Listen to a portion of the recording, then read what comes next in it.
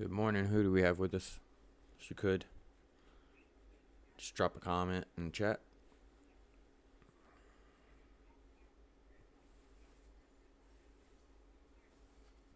Get all this mess out of the way.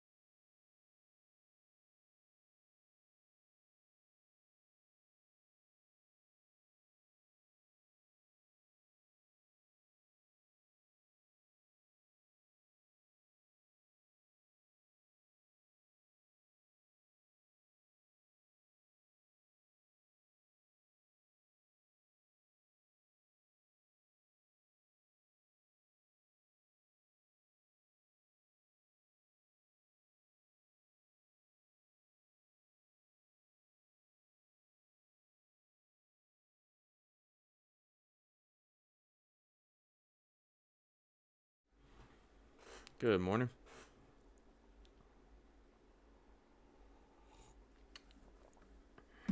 While we wait for some people to join, I'm going to be looking at some of our watch list stocks that we captured yesterday going into yesterday's close. But if you have any stocks you want to look at, feel free to put them in the chat below. We can get straight to them. CBLL. Was it BLL or Ball Corp? Good morning. Have somebody else in here with us. If you want to review a stock, feel free to drop it in the chat and we can get started. Having my second cup of coffee for the day. Looks like a nice option play here. Let's see.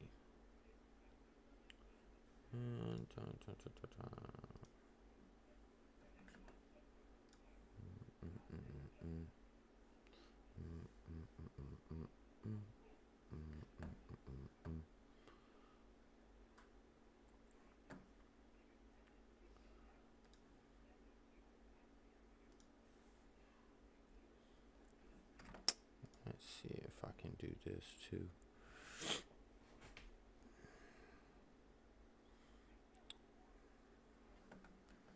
My trade grid detached. Of course. Good morning, everyone. Just going over some results from our scanner, wrapping up yesterday's trading session and after hours. If you want to review some of your own trades or potential positions you would like to make, feel free to drop it in the chat as we get started. Let's see, pull this like this here. There we go. That's what I'm looking for. Slide that over right here. Oh, we got it twice. We don't need it twice.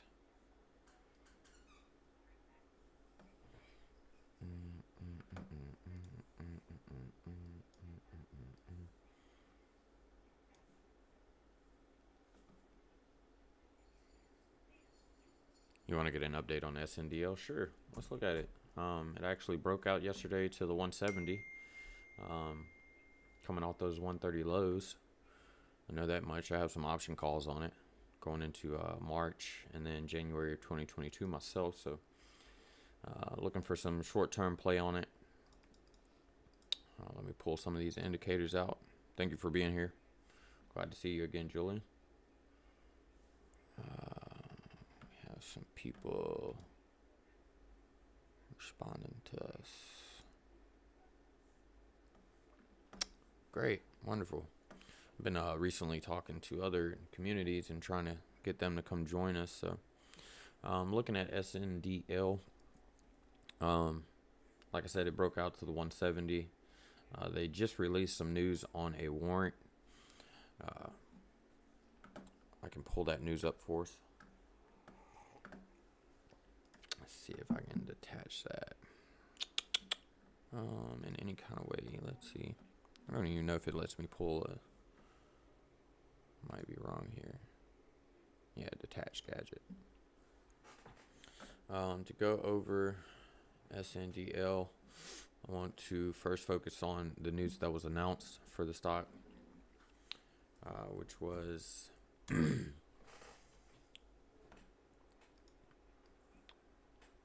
gonna pull it up for us. Yeah. Okay. They're raising an additional $89 million as holders exercise their warrants to buy common shares. Now, you may or may not know, but SNDL recently conducted. Good morning, Justin. Glad you're here too. You have a 230 price average. We're actually looking at SNDL to hit 312 minimum. So I think you're fine. A lot of people are concerned, but what you need to take into account with the company is this is a good growth stock. For the simple fact that the company actually went debt-free back in December. So, and then they just recently conducted an announcement in a $22 million investment in Divya, which is another what do you call it? Edible company, basically. And then on top of that, they announced a $1 billion shelf offering, basically saying that they have $1 billion sitting to the side that they can tap into, allowing them to basically access liquidity on the go. So not only are they debt-free now, but they now have a new investment in an additional service line, expanding their services. And then they have this $1 billion that they can tap into while also raising that $89 million in exercising warrants to buy these common shares. That would be the explanation for the price action that you have recently seen being pushed down on this stock. I believe they released that news around this week, about the $1 billion shelf offering. And anytime you see any type of offering, you're going to see price action to the low end, due to the fact that they're either offering more shares in order to access that, or and that of course is going to bring the price down, but that also allows more investors to come into the stock. I think we're pretty safe here moving forward, as long as we're not back at the 52-cent levels that we saw back in December. And one key level that we need to stay above is the 136, and I've been saying that it's a key level we need to stay above moving forward. And as you can see, we actually dropped below it there, going into a pre-market of Friday session, but it quickly rebounded, and that's when we saw that 171 breakout, which is also another key level, as you can see right here. I'm going to remove this 152 for right now, go a little bit closer into the trade and see how we're trading between those levels. 171 being a key level because we found strong support there before, and now it's become playing as resistance, and we needed to stay above 152 going into the after hour session. As far as fundamentals on the company, they're doing very well. So as far as a longer term hold, great. I think that what I'm expecting to see is once the stock does break above these levels and continue moving back to the $2 price ranges, you'll start to see that influx from investors pumping the trade even higher, because I think a lot of people are on edge waiting for this to actually perform. Good morning. Thank you for being here, Shad. Waiting for this to actually perform, and with it being a low stock price compared to your TLRA or even ACB, there's more buying power into the stock. Sorry, I'm just getting started for the day, but you can buy more into it and profit more into it as well. Fundamentally, this company is actually doing better than TLRY, and if you don't understand why the price is a larger value for TLRY, I'll call it Tilray, it's because they don't have the same amount of shares available to the market as SNDL does. And we could actually go into the fundamentals on that and see the difference between the market cap, and then the shares available. Outstanding shares is what it's called. And compare those two. So I'll pull up the fundamentals as well. I really want to go a little bit more in depth with you all moving forward, instead of just looking at stock charts and things of that nature. Actually breaking down the business and understanding why the stock is where it's at.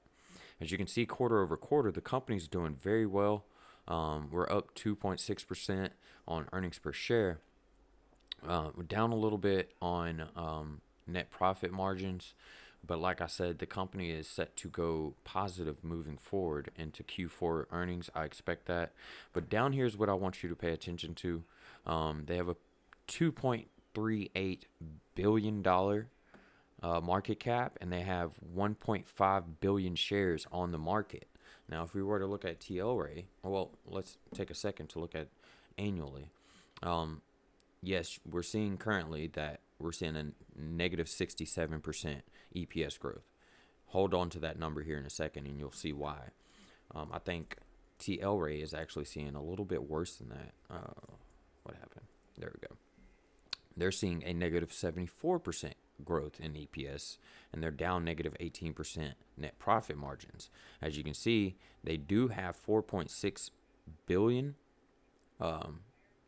in market cap, but they only have 158 million shares available. So you can see the difference between the shares being available and why the price is where it's at. So that'll explain to anyone that doesn't understand why TLRay costs more as a stock than SNDL. It's because of your outstanding shares in comparison to the market cap. TLRay does have more market cap in it now due to the influx in the stock price from the last few weeks. So yes, they have more money on hand now, but they didn't before all that. And that's just like saying GameStop went to, a 23 billion, or what was it, $23 billion market cap when all that happened with the short squeeze and stuff like that. The company was only worth $2 billion before it started. Of course, I don't know if they took advantage of the fact that they now had 23 or 21 billion more to, access moving forward. I would have did stock offerings left and right as much as possibly allowed by the SEC to tap into that liquidity and actually put it back into the company. I'm not sure if they did that or not, but they should have. I think AMC was actually wise enough to do that, and potentially that short squeeze was able to bring them back in good standing as a business moving forward. Although I don't know the last time I've seen somebody go to the movies. But as I was saying before, we're actually looking to retest these 304 to 314 levels. So even being at a 230, you're still looking at, 70 cents on the trade. I have my calculator already pulled up for us, so we can do quick analysis. So if we hit the 304, let's say we just go there, and you're at 230 right now. That's somewhere near 74 cents on the trade, and that could potentially provide you with about, is that right, 32%? I feel like it should be more than that. That might be right. Yeah, that's right. You'll still gain 32% on the trade. I'm not sure how many positions what your position in the trade is, and if you were price averaging down on the trade or not, Julian, but I think you're going to be okay. I think once it does break above these 304s, we are going back to retest those 482s. But long term, I think the stock is going to do much better than we all expect moving forward. And as you can see, those 396 levels have been key levels we've needed to break above and haven't. So these are things that we just need to look for and identify the fact that we shouldn't break below 136. If we do, then the trade's dying, in my opinion. And I will like to add that, you need to take into account what's causing the price action to go down too. So like if they do another offering and it pushes it below 136, that's not necessarily a bad thing. That's an opportunity to actually pick up more of a position in the trade. Keep that in mind too.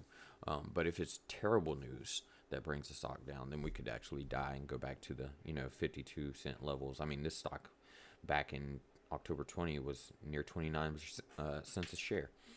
But this is a fairly new company. It's only been on the market less than a year and a half almost. I'm not saying we're necessarily going to go back to the $7 to $9 price ranges, but it's not impossible. Of course, what you'll see after an IPO is the stock will start doing these offerings to tap into the liquidity going into the stock, that people are investing in the stock in order to, of course, maximize their business operations and expand and continue to grow. That's why companies go public to begin with. So that's why you see it IPO'd right here. It actually IPO'd at this 1320 level and bounced down and bounced right back up. So, and then this sharp sell-off was basically from people taking the profits off the IPO. It kind of consolidated here. They probably did a stock offering in this area here shortly after their IPO, and it's just been kind of going down since. I would like to look into my research a little bit more and determine why it even made it to 25 cents to begin with, but I would most likely base it off of the fact that they have so many outstanding shares now available. I got into SNDL, but it was a bit high on the high side. Is it better to just stay in it and ride it out, or sell it and get back in at a better? All right, so one thing that I want you to keep in mind about investments, all right? There's two ways that I would look at it is you only lose it when you sell it. So if you're taking a loss on a trade, and it depends on why you got into it too. There's a lot of factors to take into account, but you only lose it if you sell it. So if you're down right now, you were to sell it, you're losing that buying power, versus holding and letting it play out and do what it needs to do. Then you're able to hold your current position, not lose any of your buying power, allow the stock to do what it needs to do, and recapture those profits that you were aiming for. But it all depends on why you got into the stock. Did you actually do DD on the company before you got into it, or were you just following the wave of mass retail investors that were just pumping money into these stocks, all because of one group of people said this is what we're focusing on and this is what we're hitting this week? I got into the stock because of the fundamentals, the business operations, and the steps that it's taken as a company. That is ultimately stronger than any pump that can be done by any group of people. Because as you can see, you can pump a stock up $3-4. That's a few cents or $1, but it's not going to hold because that's not the true evaluation of the company, and it's going to come back to where it should be regardless. Now, it is a new market that we're all having to adapt to, and as you can see from this, you just jumped into it. A lot of people did, and as I've said in our last live trading sessions, and I'll continue to say, like, we don't follow social movement hype because of that simple fact. And as what you're looking at right here is that social movement pump and dump is what they call it, and you need to stray away from those. Typically, you want to be in a stock before somebody starts pumping it, if you're going to do utilize anything from a pump and dump, but nothing great ever comes from that. A lot of people buy in at these high price points. I know some people are holding at 290. I know some people holding at 240, 230. We all thought it was going to bounce back on this day right here. As you can see, we were rejected, and at the same time, that's when they release the shelf offering. So you got to be careful with that too. Like, the company can just come out any day and say, hey, we're accessing more of this liquidity, we're dropping this shelf offering. You're going to see it consolidate because more shares are coming out into the market in order to access that. You got to think about all the tools that a company has available. DNN. Okay. All right, we can look at that next. But But yeah, you got to look at all the tools that a company has available being public on the market. And once you start to understand that concept, then you can kind of be aware of the risks of a company utilizing those tools, although it's not a bad thing that they are, because it's helping them grow as a business in the long term. So you might see some short-term volatility, but if you're looking for a long-term hold, you can't let short-term volatility, you know, disencourage you, or, you know, lose your confidence in the trade just because you're seeing short-term volatility, especially with things like pump and dumps. And that's the issue with pump and dumps, is that we see this very short-term volatility, and people create this craze about, oh my gosh, it's going to the moon, and then people get caught holding bags. Another thing to keep in mind is most of those people talking about something's going to the moon is only pumping it so that you can put more money in it, and they're already holding it at a higher price level, and they're trying to keep it going higher. That's the whole scheme behind a pump and dump. It's a scheme. The people pushing those types of movements are probably already out before you even get in, or trying to get out. And as soon as they're probably selling you their shares that they're trying to get out from under them. But looking for SNDL to actually remake it, you know, retest those 304s. 388 is the key level we will have to break above long term. So that's our key levels. Yeah. Self-growth equals patience. Somebody told me on our Discord channel, his name's Norak, he said, what you're doing today should contribute to yourself 10 years. So you're basically doing a favor for yourself 10 years from now. Look at it from 10 years from now. What could you do today that could make it better for you 10 years from now, even 5 years from now, if you want to really get into detail on that. And that made sense to me. Like, the moves I'm making today, I want to be profiting from 10 years from now in some form or fashion. So but that's my outlook on it. We definitely have to get above that 388. And if we do, I believe it's going to be a growth stock and get back to where it potentially IPO'd at, you know, to the $8-10 levels. I think this company is better than ACB. The only reason ACB is higher in stock price is because they did a stock split. What was it? Stock split to stay listed on the what are they, on the NASDAQ or they're on the New York Stock Exchange, but they're a poorly managed company. And if you look at the fundamentals on it, to justify that, let me see where my fundamentals are. What did I do with them? I'm sorry, guys. Let me get to it. Fundamentals. If you look at the fundamentals on ACB, I think it's far less impressive than SNDL. I don't know. It's not even loading. Anyways, they're a poorly managed company. That's what brought their stock price down to, I think, almost like 90 cents a share. I think people just think of it as a get rich fast. Yeah, and that's exactly what we saw occur from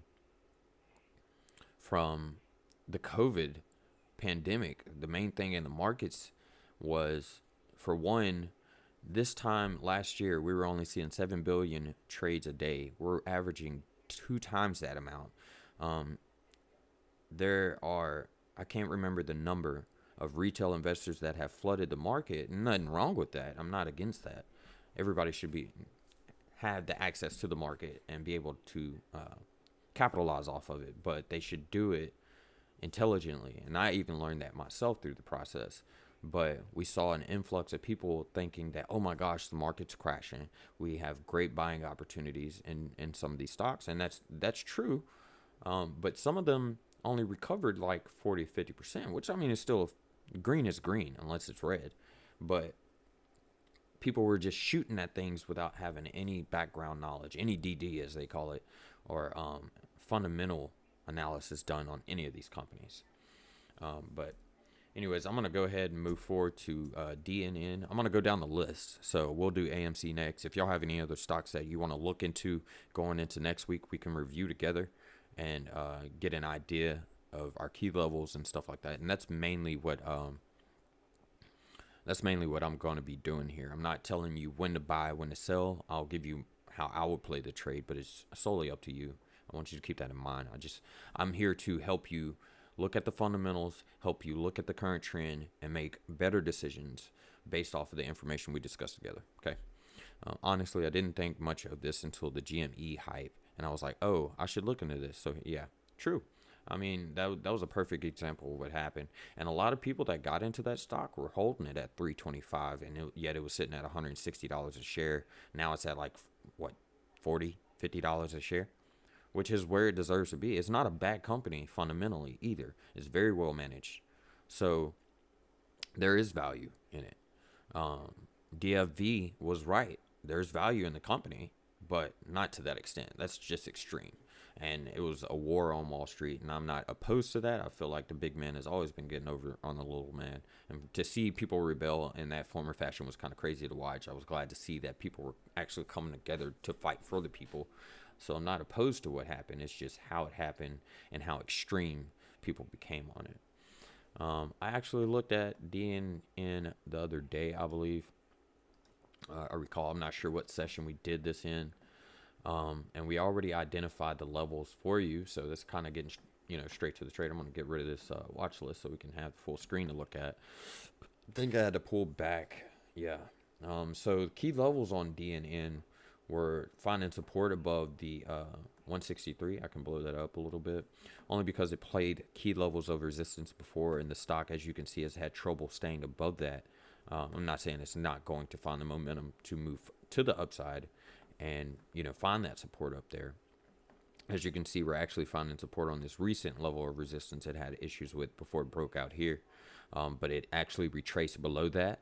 These are things, this is why I do horizontal trades, or trend lines, because they help you identify, okay, this stock was sitting here at first. Yeah, it broke up above it, but did it stay above it? And this was in a pre-market session, so it gapped up, but then it sold out market open and it started trading below it. Finally found the momentum to break above it, and that's when we started seeing it trading, 40 to 50% higher. But then we ran into those 163 levels. I'm going to get rid of this 126. But once again, broke out above it in after hours, gapped down heavy in pre-market. And then this is the trend here. So this is why I identify my horizontal price ranges, and then you can go in and do your diagonals to see what the current trend or trajectory on the stock is. So, and based off that, if you want to look at it from that, would be something to this degree. So you can possibly expect this to round up in a V shape right here to retest those 163s again. And if we do, I'm not sure what your price average is either, if you would let me know that. Who put that on there? Leon, if you would let us know what your price average is when you ask to review a stock, I want to basically look at the trade from that position. I can sit here and do trend analysis with you all day, but it really makes a difference if we know your price average. And that's all we need to know. We don't need to know your position unless you want to share that. But anyways, that's where we're looking for the stock to do now. Another thing you could do here is pull out the fib retracement and see where we're sitting. So we're currently sitting, our 50% retracement is at the 121 level, and as you can see, it closed after hours right above that. That's good bullish signal. The fact that it tried to retrace below it and then it's currently riding that, we can expect it to break out. It might gap up going into next week's trading session at these I think that's a 32 or 68. Let me pull back. 61. I get that mixed up. Anyways, it might gap up above that, find that support that it was trading in throughout, Wednesday, Thursday, or Tuesday, Wednesday trading sessions, and then continue to the upside above the 163. That's what we would hope for. That's what we would look for. Or it could gap down. That's also just as much as a possibility, and find the support like it did right here at the 1010s before it does continue moving forward and higher. But key levels, just to look at it from the weekly. Let me get rid of this fib chart so we can actually see. It's getting above that 163 and then retesting that 263, which was a previous level of resistance that turned into a level of support. And once it broke down below that, you see it really broke down hard. And that's what pretty much brought it down to these 73-cent levels, trading under a dollar type situation. And we can look into some fundamentals, some news on what the the company's released here recently. Let's see. Mine's up over the Denison mines up over 35%, on pace for largest percent increase since January 2009. And you can go in here and see why. I took a flyer call 250 at is that March 19th, 2021 or 2022. It's another thing on options. If you have the liquidity or buying power to buy longer term options, you basically don't have to worry about theta killing your time decay. So like 3 months plus is great. I know that shorter time frames provide better deltas, but let's see, we're currently at the 250, so I'm not sure what you bought this at. A lot of people pretty much have faith for there to be 251,000 open trades on this stock. So it looks like somebody big is looking for this to really bounce. What you want to look at on your options, for those that don't know how to play options, is your open interest is how many people own a position in this, or how many of those positions are opened. Let me put this back. I just messed that up. And then your delta tells you how much you'll make per dollar going up, and then your theta is how much you lose every day. We can look at naked shortly after this, but let's look at the fundamentals on this real quick. Should be already pulled up. Yep. Unfortunately, sometimes TDA doesn't even provide fundamental information for it, so sometimes I have to actually use my trading view to access that info, and it tells it in a different format that I'm still trying to get accustomed to. So we can look at evaluation real quick.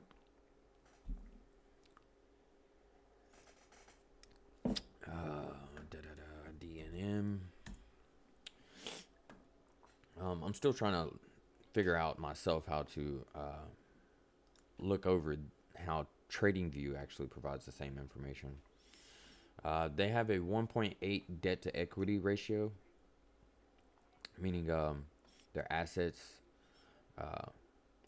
are much less than the debt they have. So these are things that we need to pay attention to. They only currently have 17 million in assets available. Like I'm not really gonna go into the fundamentals because make myself look stupid trying to decipher this live. I need to really look at this basically on my own time. But I can see that they're currently down negative 12 million. I'm not sure. Let's look at it from the standpoint of how the pandemic affected this stock. And as we can see, we saw a short dip, not much, about 10%. This is always, it seems like it's been a penny stock for some time now. And I would look to find out why there. It's been somewhat of a penny stock since 2014, 2015. What encouraged you to get into this, Leon? Was there anything that sparked your attention that brought you to this stock? Was somebody just talking about it, suggested it to you, or what? I would like to know that as well if you all would also add that. But I mean, it's looking pretty strong now that we're above this dollar. Whatever exchange that it's on the NYC. It's still ARCA, so it's still considered, I think, a OTC stock at this point, based off that. But the fact that it's currently above 123, it might meet the, I think it has to stay above there for 7+ days or something like that before the exchange will consider it as a listed stock. I could be wrong. You can correct me in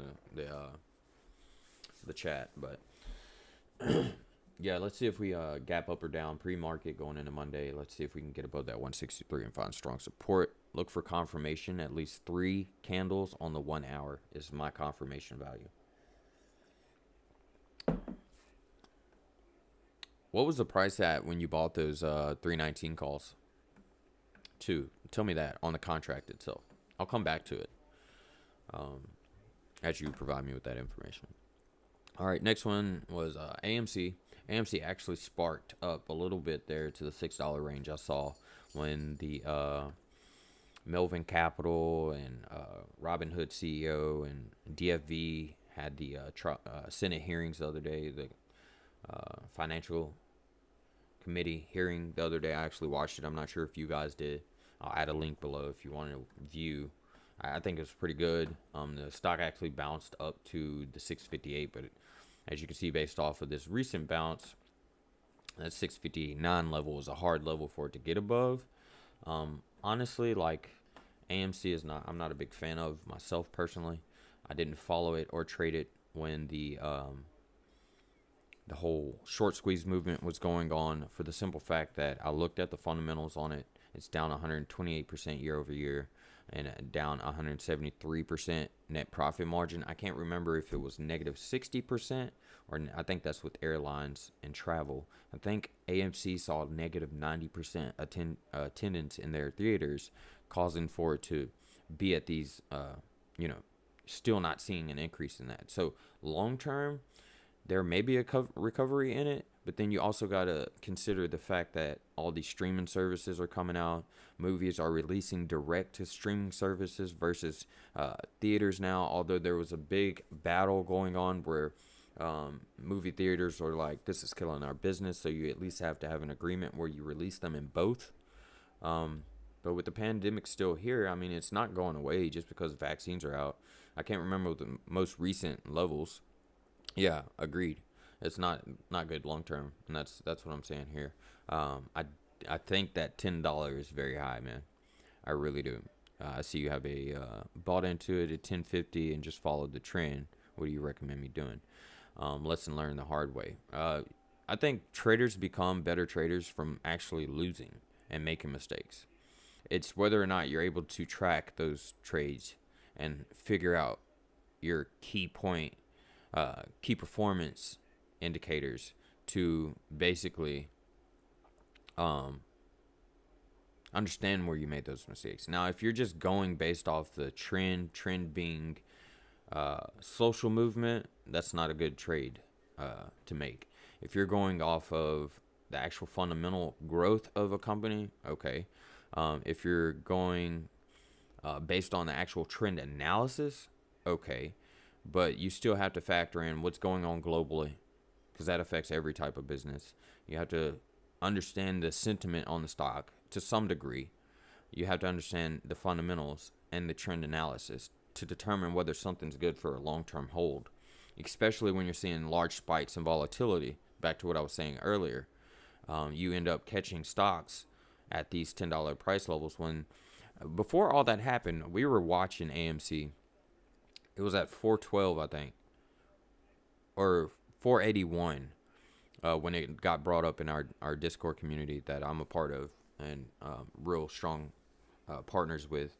And they were talking about, we're seeing volume spikes to the buy side, unusual volume activity and stuff like this. And I still was against the trade. I supported anybody that went after it, and I hope somebody made some money on the way up to $25. I think some of our members did. But it was smart to get out at that point and quit this hold and I'm going to the moon type situation. That's just like we had another stock, OTLK, performing great. Somebody came at me sideways because they're like, this is a $40 to $60 stock. Well, in my mind, the stock's only like $3-4. So until it's $40 to $60, I'm not going to sit here and speculate that. We can look at the fundamentals, and that's what it says. If the fundamentals are saying that, why isn't it there right now? And that's how I look at things. Like, I'm just very cautious. I don't follow trends. Quit following trends. Do your DD. We actually built a tool and provided it free called a due diligence database. If you want to access it, I'm really trying to pull everybody together to contribute to this. I'm picking up a guy to actually manage it and go ahead and start adding information that we're doing internally. Sold in the threes, never bought after hype. That's good. That's good. That's how you play it. That's just like we pushed the alert on SNDL when it was at 52 cents. It jumped up to 8.32. But I'm not sure how many people, if you could real quick, how many of you are new to the chat? If you could just say, me in the chat real quick. I want to make sure I'm not repeating myself to, common viewers all over again before I make my statement. Anyways, so AMC, I mean, if I don't know what can save this company. I don't know of anybody that's went to the movies here recently. especially since the pandemic started. I don't see people going to the movies. This company needs to adapt to the current environment and show me some confidence. That's the only thing that could bring me confidence in this company, is if they adapt to the current environment. Streaming service is key, apparently, but I mean, how is that any different from anybody else? I can tell you one good idea is, first time here, Shad? Okay. I'll get to my point on why I asked a minute ago here in a second. But a good idea is some type of premium monthly subscription or even annual. All right, Steven, I'm glad to have you both here. Thank you for joining us today. This is called Coffee and Stocks. We review the trades that you have or are interested in. Leon, thank you for being here. They can create a premium service where all new movies release directly through that, and it's a monthly membership. Because one thing that I see occurring with current streaming services is the direct from movie production company straight to the streaming service. They need to capitalize on that before anybody else can. What's the best way to receive your trade alerts? We have, I'll get to that before we end this, Julian. So, you know, that's the only thing I can see reviving this company. I'm not going to stick on it too long. It was a hype, pump and dump, worked very well in that aspect. Outside of that, I just don't see a need for movie theaters right now. I've seen 3 movie theaters in my city right now that closed down here recently. One of those being an AMC. Regal. I'm not sure if it's an AMC company or not. I don't think it is, but that is definitely shut down. Isn't that Disney is doing now? Disney is currently doing that for Disney movies, but I did hear talks about them opening up their portfolio to, you know, other movie production companies and TV show production companies, because they recognize the fact that eventually everybody's going to watch every Disney movie that's available on Disney Plus, and people are going to watch it quicker than they can produce the content, in my opinion, because of all the works that comes into making a movie. But that's just like, what is that Paramount Plus is a movie production, TV production show. They have their own Plus now, Paramount Plus. So some of these movie production companies are already skipping the streaming services and creating their own. I don't know what comes from that. It's a smart idea. Yes, it is. It's very smart on their part, and Disney's very good on that. I mean, you got to think about it. Disney has ESPN, which already has ESPN Plus. I mean, Disney is tapping in. I think NBC either is owned by Disney or owns Disney, one or the other. But you know, so they already have TV shows coming out on their stuff. It's a great idea. I actually, from a business standpoint, don't like the fact that we are focused so strongly as a society to keep people embedded in their homes, though. We're taking away the social interaction factor, and that's the face-to-face talk, just like I'm talking to you now is through a video. I don't get to actually sit in front of you and talk to you anymore, and I think that's what is deteriorating our society. Just my ABC. Thank you for the correction. But I think, you know, just from a social standpoint, I think that is harmful more so than anything else. Smart from a business, because that's the trend, but as you can see what happens with trends.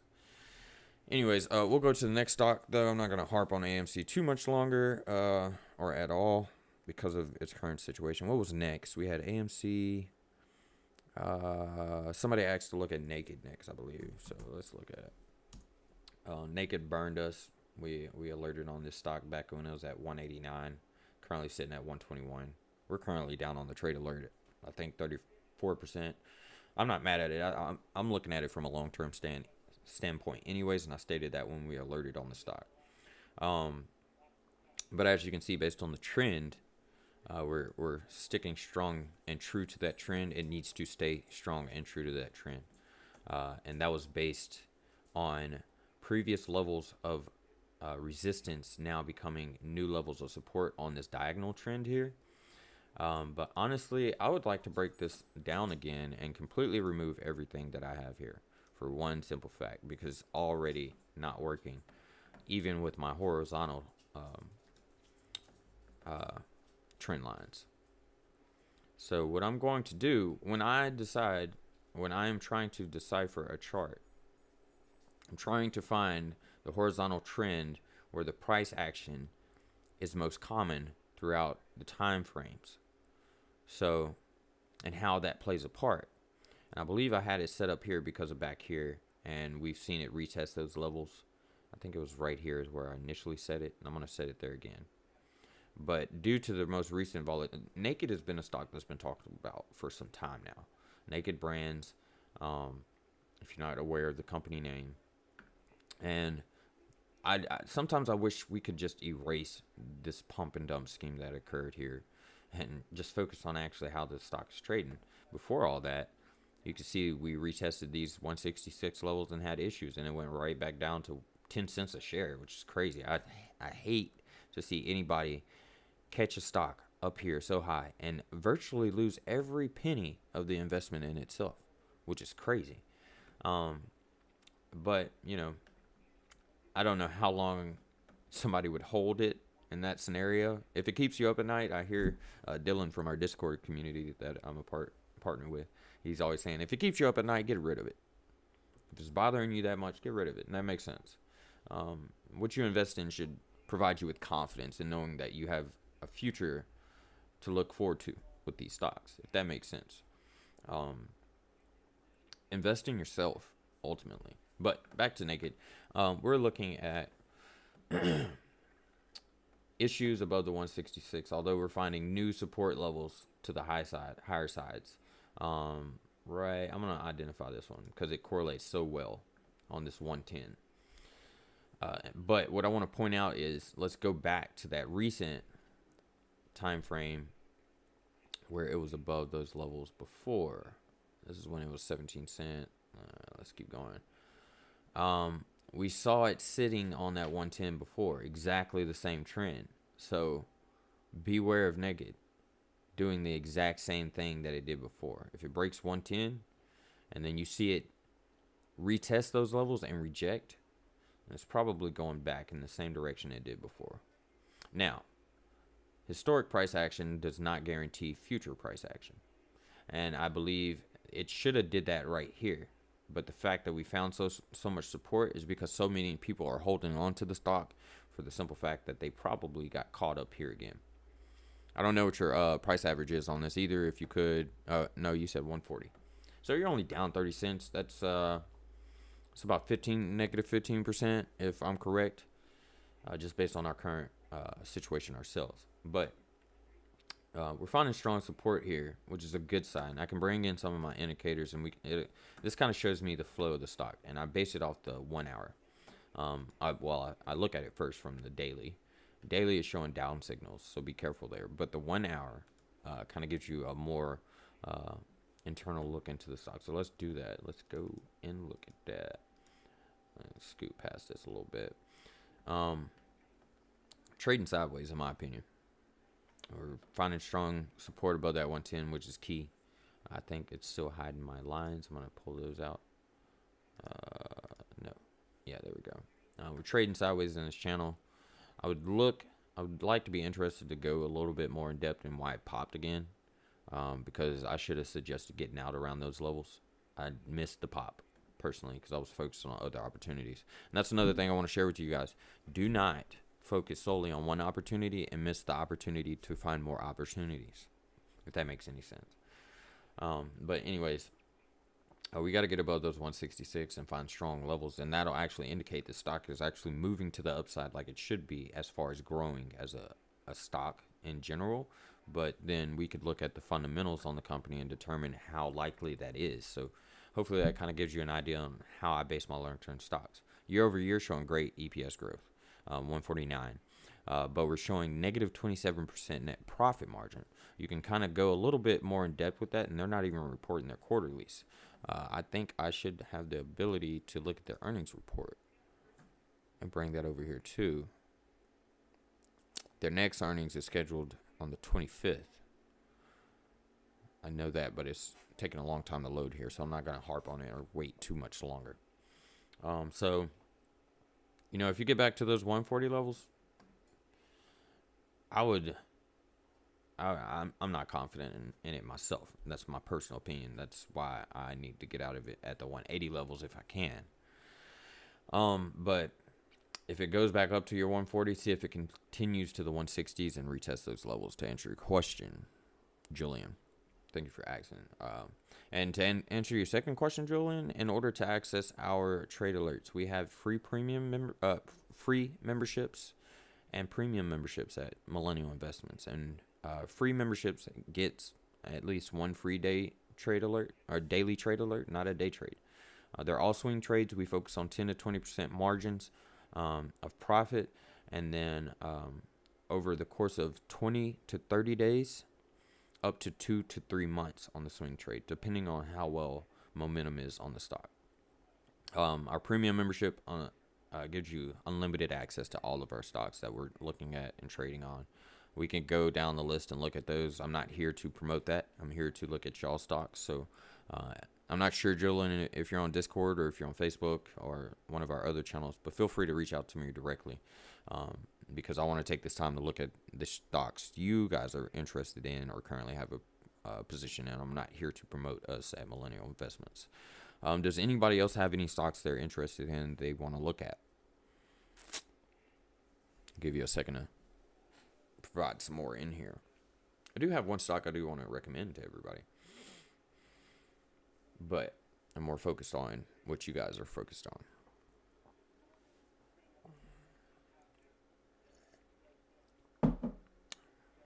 Anybody else?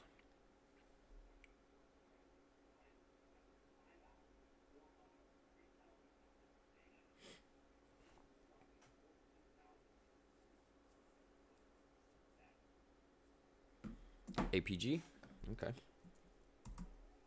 And if anyone else, do you have a position in this first and foremost, Justin? If you do, what's your price average? While we're looking at this, feel free to drop some more in the PFE. Okay, we'll look at that. If y'all have any more, feel free to drop them in. We'll look at them. Definitely looks like a strong growth stock here.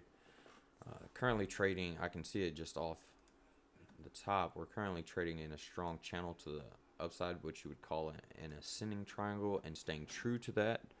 At least on the upside of this, let's look at it on. It looks like I was already looking at this stock before. Oh no, those are my auto fib chart, fib lines that jump in here. You do have a position. What's your price average? I'm on Discord and I have signed up to the website and bingo. You jumped in BNGO based on our oh that's one you want to look at. Okay, cool. Sorry. You can if you're currently a member, you can access our trades. We send them via email as we release them and update them. But you can always access your investor dashboard to look over all of the trades that we currently have open and how well they're performing. The system will tell you that as soon as you log into the dashboard itself. 1916. It's not a bad entry at all. I would look at it. Oh man, this is a great trade. This almost looks like the SPY. But and honestly, I mean, if we really wanted to, we could actually compare how that compares to. No. Didn't want a new pan. I mean, it's almost identical to the SPY. That's what this is down here. But I was trying to add it in here. And the reason being I say that is if it correlates with the SPY, follow how the SPY performs moving forward. Now, me personally, I think there's like a large pullback looming on the SPY myself. But as you can see, it's trading. That's what this orange line is. I wish I could take out, or I think I can. Let me see. Let me hide all indicators. Look how well it follows the SPY. So as long as we see the SPY continue moving up, you should see this moving up. I really want to do some DD on this company to understand what this is. But watch out for the SPY pulling back because it seems to follow, as you can see right here, very strongly.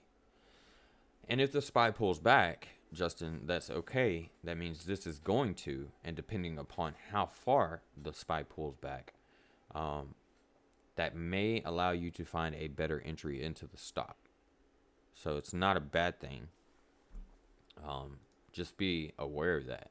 If you're very strong on this stock and holding on to it long term, look for that.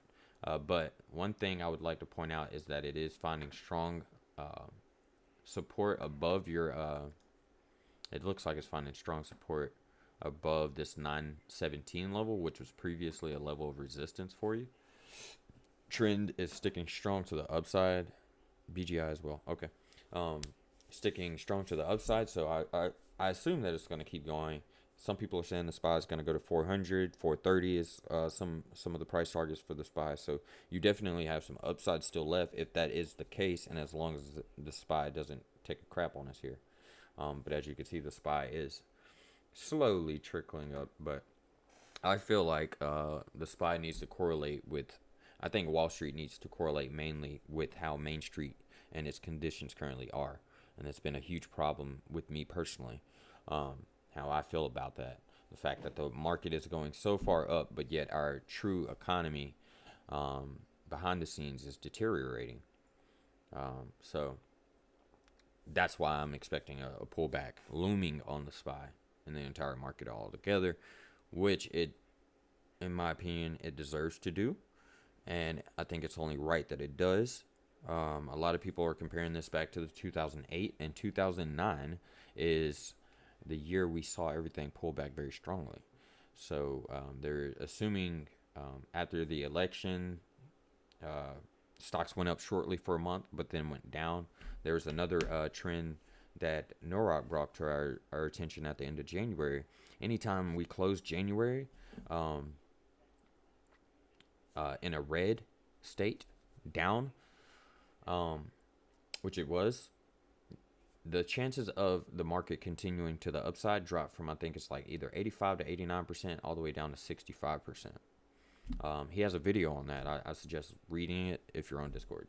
If you want to get on our Discord, it's in the link in the description below. It's a free community educational tools. But that's my say on that. And that's how I would play this moving forward. The fact that we were able to identify that for you is pay attention to the SPY. As long as it's continuing pushing to the upside, you'll be fine.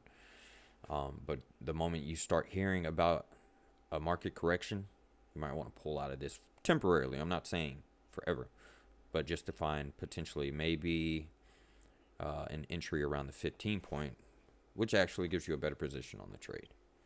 All right. Next one was PFE.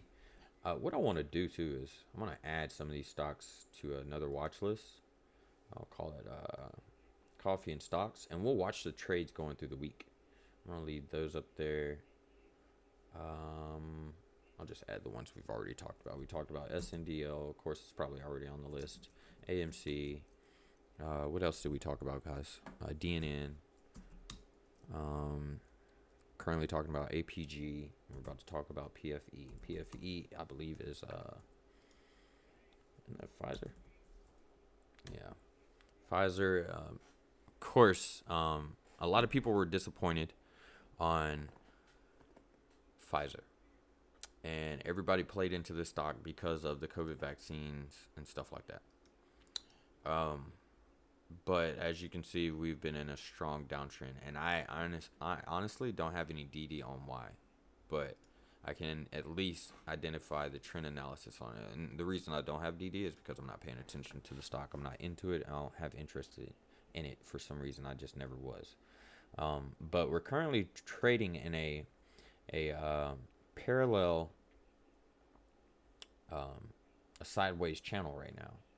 The stock has broke down below it, but it's always retraced back to it and found that support. Tried to break below a few more times. So it's key to watch how it reacts now.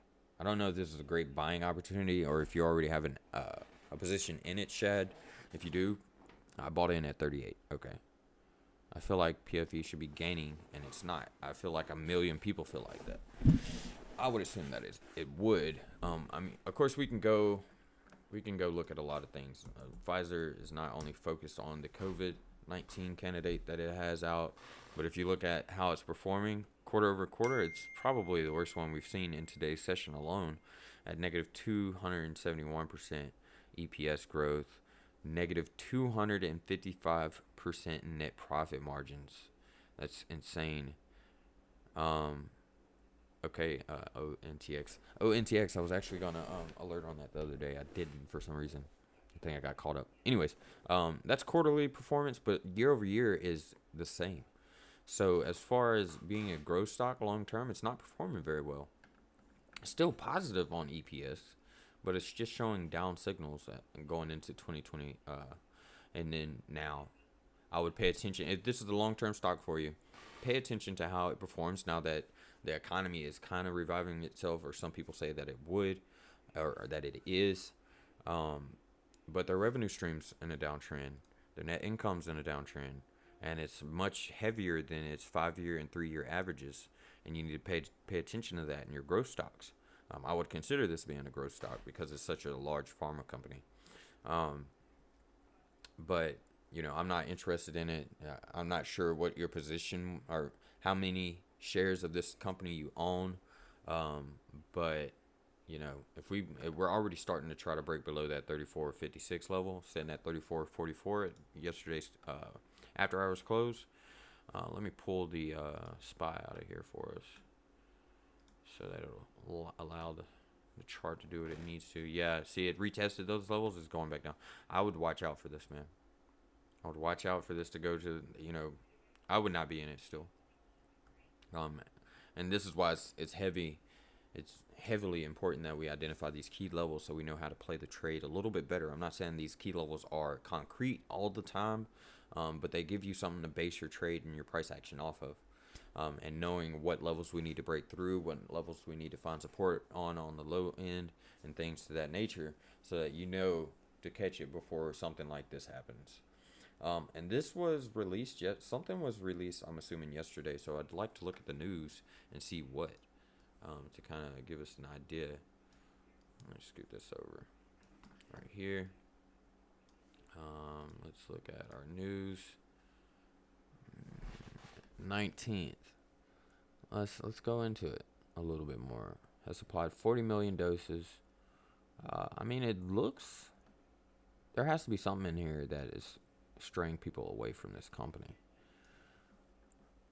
No longer needs ultra cold storage. That should be a good thing. I mean, for the most part, it looks like it's providing. This might be a company's move to revive what's causing an issue.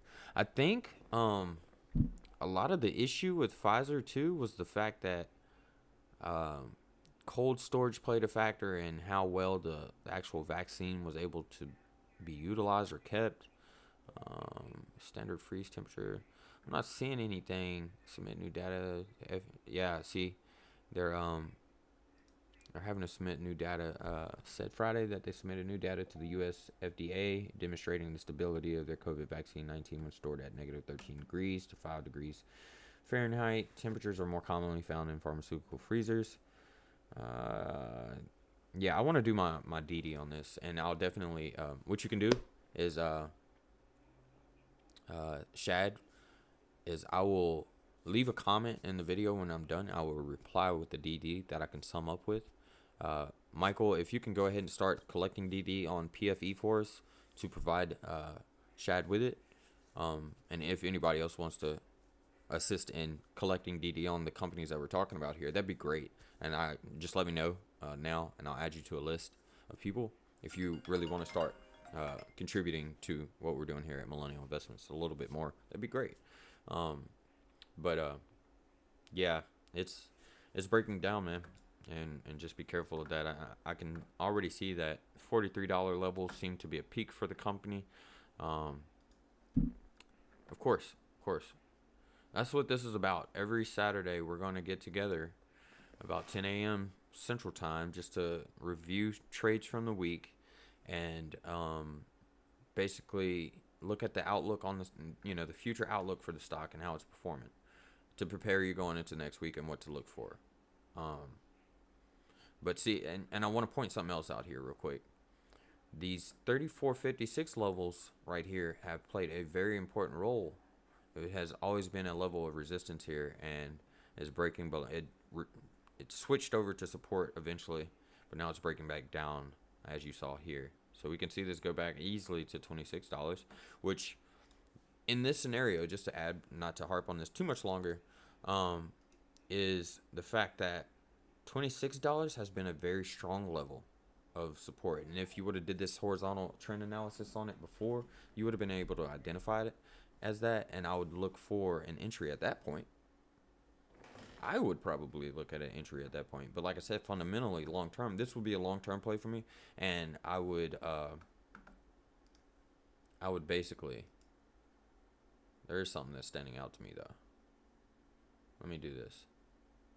This is the diagonal trend of it, and as you can see, is breaking trend. Look how hard it's breaking trend, if that makes sense. Okay, so moving forward, look for it to come back to those $26 levels for you, and possibly find a new entry at that point. Let me hide all this and correct my chart. Sorry, I know that looked terrible, but yeah, that's it on PFE. We'll get some DD together for you. Next after PFE was BNGO, which I already think, no, I had it on here, BNGO, but I'll go ahead and add it to my list. We'll track trade through the week. Like I said, if you have any trades, I see we have some more viewers in here. If you want to review any more trades, feel free to let me know, and we will add them to the list and go down the list as we continue moving forward. If you have a position in the trade, please be sure to provide your price average so we can base our analysis off of that trade in that form. BNGO, I don't know if we alerted on this or not, and it makes a difference to me if we alerted on it. No, we didn't. I was testing something out. I remember. Okay, I'm not going to get into details. But as you can see, I already had this broke down. And what I had identified last week, we talked about it last week, was we needed to break above the 1370 and find that support, which has started doing that in a few days here. This is over the course of a few days. But as you can see, we're trading at the top of it now. We're still sticking true to our trend. We're not at the bottom side of it, but it's doing what you would call an ascending triangle here on the, what is that, 4 hour that we were just looking at? Yeah. So I'm assuming it's going to retest those 1370s again, of course, or whatever. What is this? 1386. The dang price, current prices anyway. 1385. If we can break above the 1385 and find that true support above there, then I think this is continuing hard to the upside. Now, something to keep in mind is when you're in an ascending triangle, is if you see how it gapped up too right here. I want to point that out, and that became that support. It attempted to, but in this trading session here, and over the course of this pre-market session, it dropped right back below it, and during that entire market, it tried all day to stay above it until it finally just broke down. And that's one thing I don't like about ascending triangles, is that I feel like there's more of an ability to go to the downside if you see these strong rejections at the levels of resistance that form that ascending triangle. So I don't know what your price average is. Who asked about this? Who was that? Julian.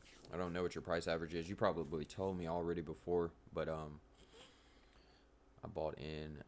No, that's PFE. But pay attention to that moving forward, is whether we get rejected again at the 1386. 1443 is also a key level, and we can look back further. What I always do is, if I'm looking at the current state of a company now compared to and trying to determine its future outlook, I'm always looking at how it reacted to the current price levels at the levels that it's at. So the fact this stock is blowing up is because it broke up above this $10 price range to the upside there. And that's why we saw this strong $4 breakout. I still think it's going to continue higher just because of the momentum that it's currently in. momentum being the EMA, which is the exponential moving average. This has always been a strong signal to me and me basing my trades. And as you can see, we are curving down on the 30 as it attempted to break out. We saw some buying volume spikes. I haven't gotten a position, but trying to find an entry. Watch out for a pullback for the 1250. Just based on the current EMA movement, we could come back down here.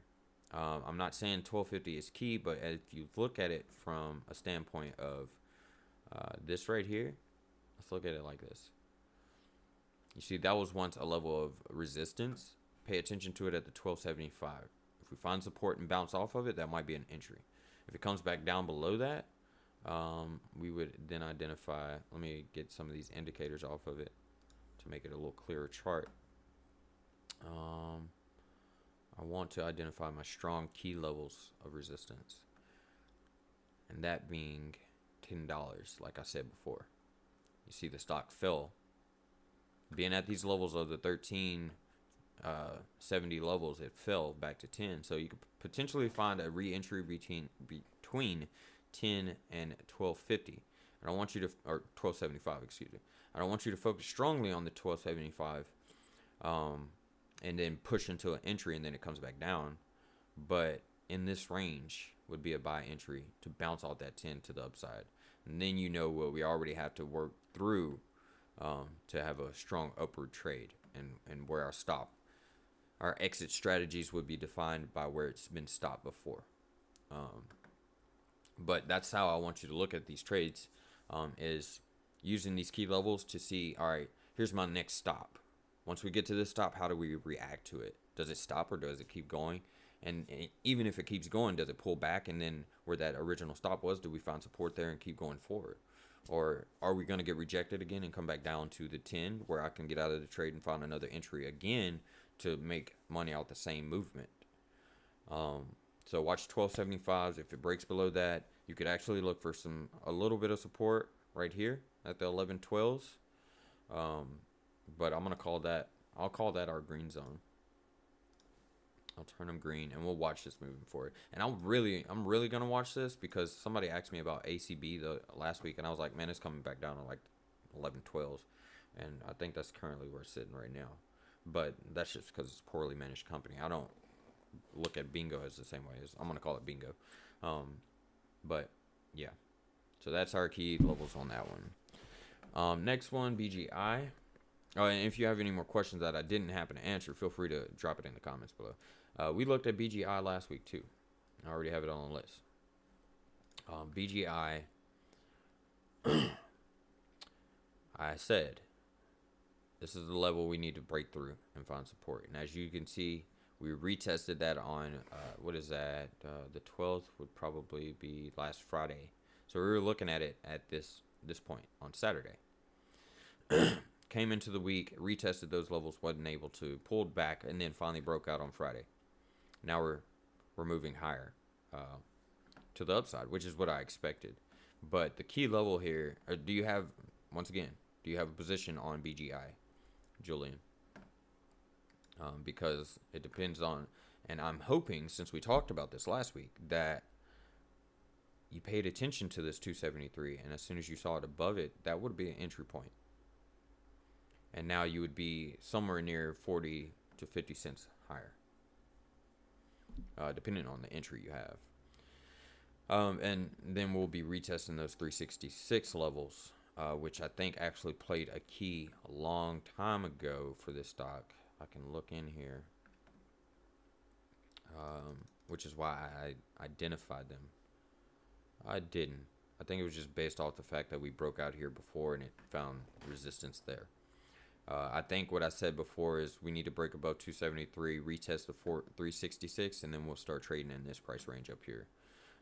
And we would be looking for an exit strategy somewhere in this area between the 5 to 515. If it does, that's even if it does break above 366. It's currently only a what I would call more of a temporary resistance because it hasn't hit that price point and been rejected before. More so focused on this key level right here because it did. So that would be a newly defined area. And then, of course, above that would be the 616, around the $6 to 616 levels. We have some more people in here. If you want any trades, I'm not sharing any trades of my own. I'm looking at your trades. If you would like to look at them, please leave them in the chat below. Also, if you have a position in them already, please provide your price average so we can base our analysis off of your current situation.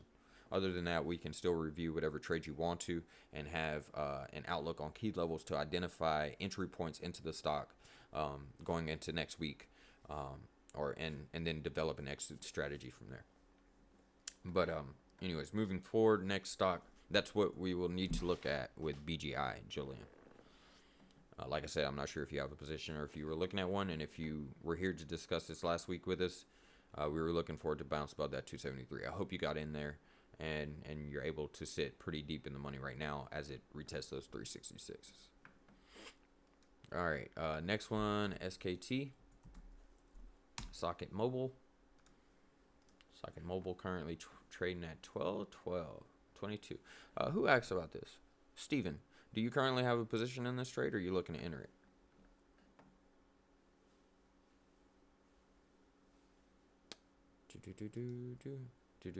Can you answer that for me real quick? Just looking at the stock, I don't even need to do a retracement. I need to pull my indicators back in, and it will do our retracement for us. Oh man, this jumped from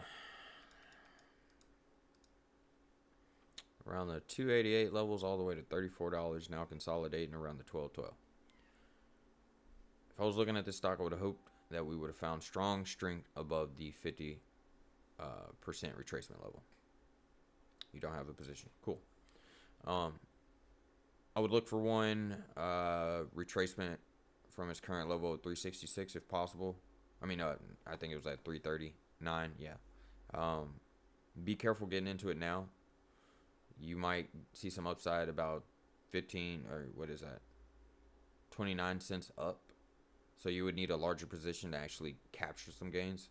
So that's a little bit more risky on BGI that I'm talking about, by the way. So let's see how it reacts. I don't know. I say this expression all the time. I'd rather buy the whole bar than just getting a drink from the trade. Okay. But going back to SCKT, Steven, do you have a position on the trade? If not, if you could, let me know in the chat. Bounce out to the 30.49 on the 16th. Let's look at our news to see why. What caused it to do that? Was it one of these merger deals? Had a lot of halts in there. Anytime you see a stock breakout like that and then see it conducts all these halts, it causes the price to drop. So it looks like the news broke out because of its Durasled launch. Tripled to 10.18 and pre-market after the company announced the Durasled, the first enterprise-grade barcode scanner for the iPhone 12, iPhone 12 Pro, iPhone 12 Pro Max, and Mini. Users of all Apple iPhone 12 series devices can access professional-grade scanning technology. I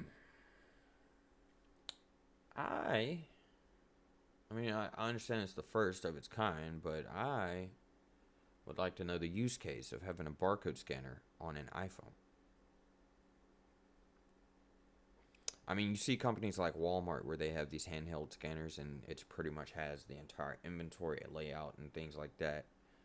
I don't know if that's going to allow people to now use their iPhone and allow retail stores to now create mobile apps where they can manage their inventory for their employees to minimize having to buy that equipment, allowing their employees to use equipment they already have in order to conduct business that way. I'm just trying to think of all the use cases of having a professional grade barcode scanner on an iPhone would be.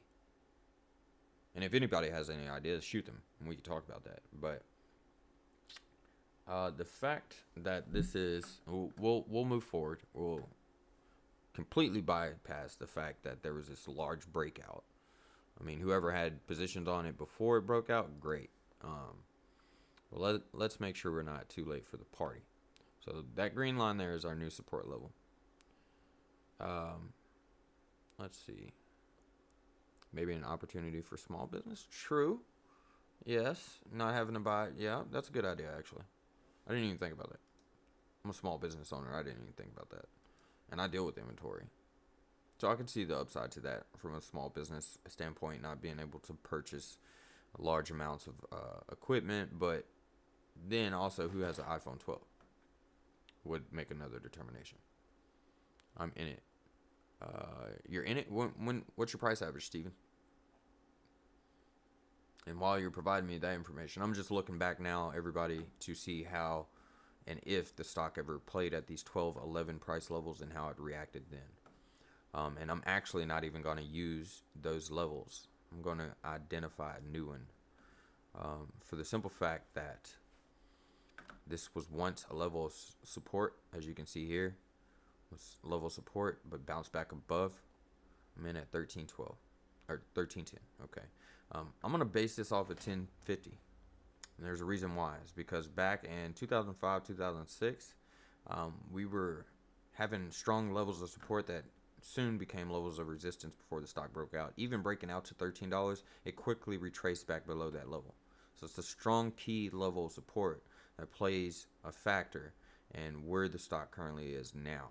And it's currently trading $2.22 above that price range. I'm just scrolling through to make sure that we didn't ever retest those levels before or between then and now. And we haven't. So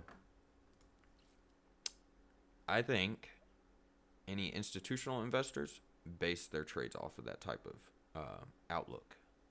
Is how has the stock performed at these price levels? If you understand what I'm saying. So let's see if we're able to stay above the 1211, which you can see it's tried to break below, but found strong resistance to the upside. But currently the EMA is currently showing us to the downside. Watch out there. Let's see.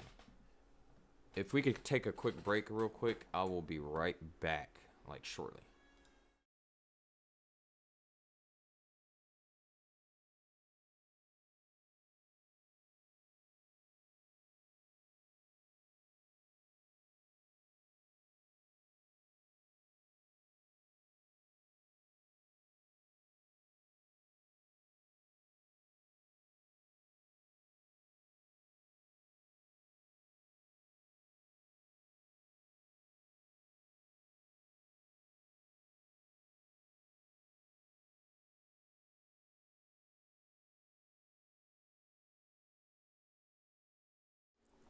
All right, guys, I'm back. I'm sorry.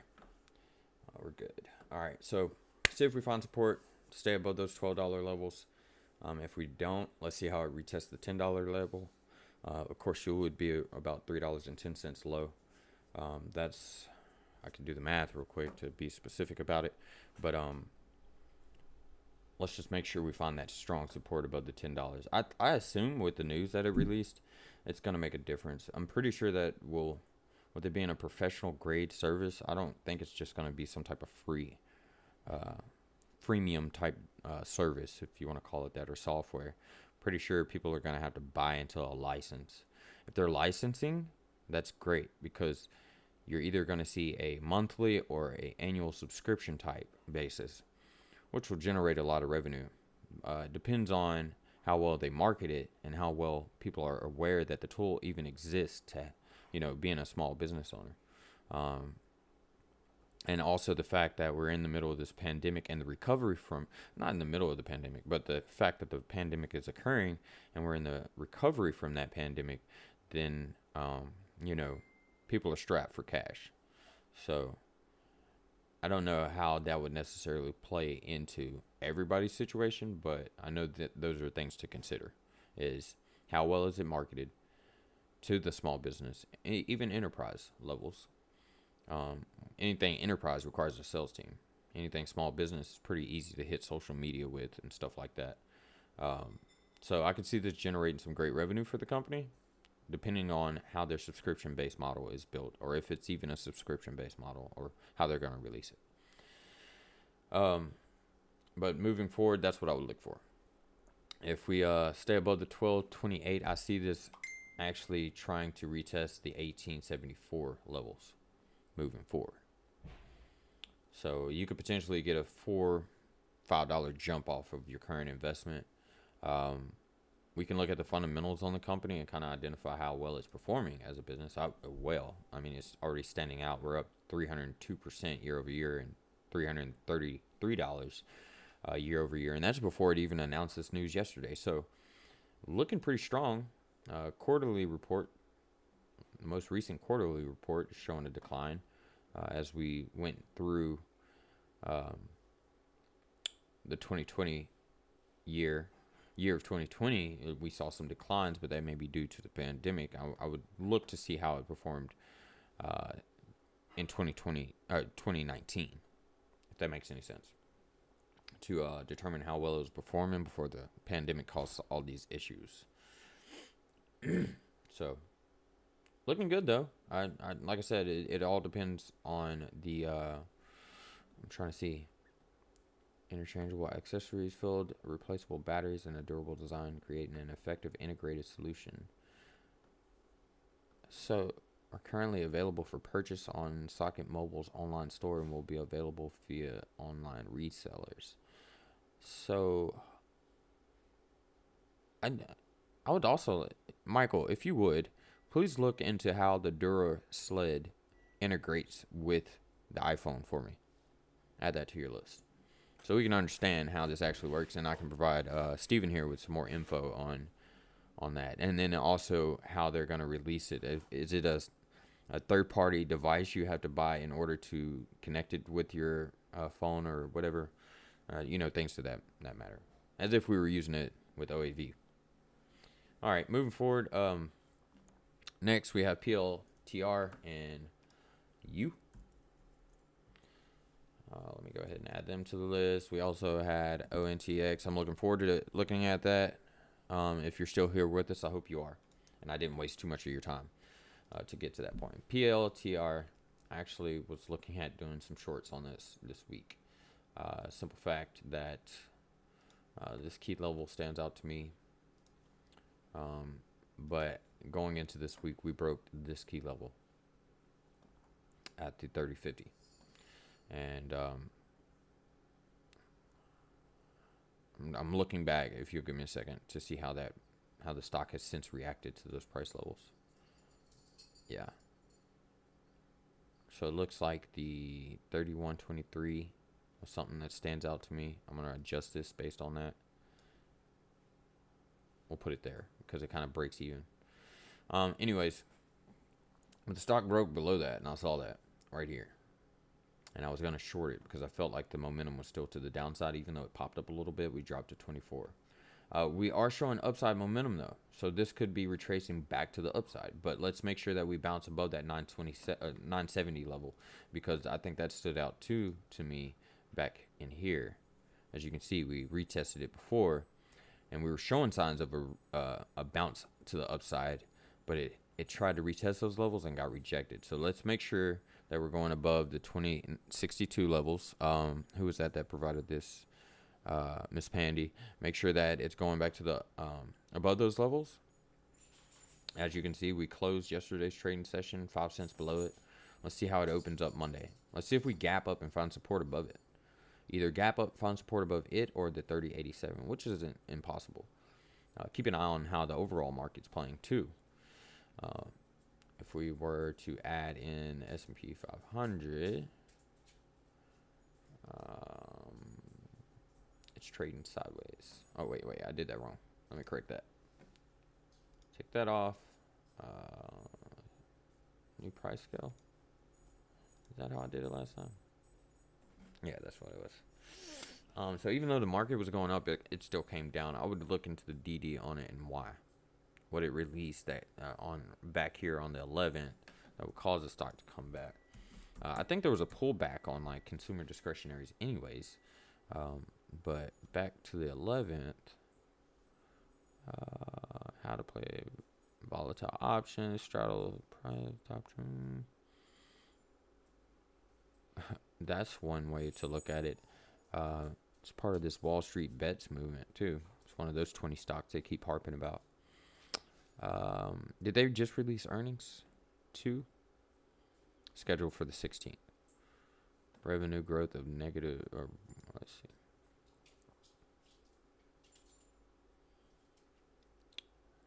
I'm just looking over their earnings report to see how well they performed. Net cash and operating activities, investment activities. So it looks like they did they perform better? I can look at the chart and it'll tell me here. Standardized as reported. Oh, they did worse than expected earnings. Okay, that would explain why it's cut back a little bit. I think that the fact that they're pulling back on their performance this year versus last year is going to play a part. I think they're looking at a negative 2% estimate going into 2021. That's something to keep in mind. It's still growth. It's just slower growth than expected, or previously set in 2020. So, like I said, look for that key resistance at the 29.70. See if we bounce above it, gap up, and then how it reacts to the 38.87 levels, and see how our momentum is going on. Of course, Steven, great. Glad to look at all this with you all. That's what this is about. This is about what y'all want to look at, because I can harp all week about things that I think are going to move and so on and so forth. Next one is Unity Software, U symbol.